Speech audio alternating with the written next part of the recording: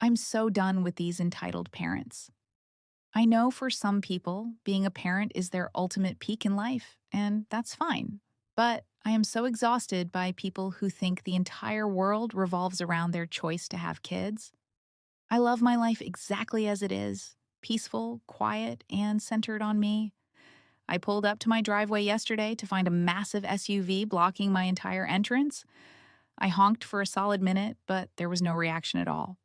My neighbor, Sarah, was throwing a huge outdoor birthday party for her young daughter, so I figured it was one of her guests.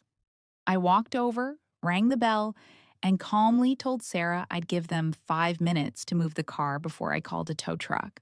Nobody moved, so I called my cousin who runs a local towing service. Suddenly, this woman, let's call her the supermom, storms out of the house and starts screaming at me.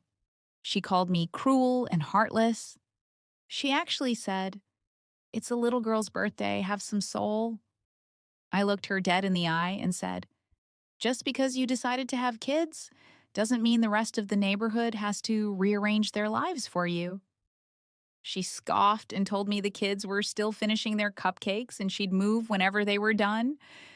Then came the absolute audacity. She suggested I should just park 3 blocks down the street and walk home while I waited for her. I told her absolutely not. She refused to budge, turned her back on me, and yelled, "Cry about it," as she walked back to the party. 15 minutes later, her SUV was hooked up and gone. About an hour after that, she's pounding on my front door, red faced and hysterical.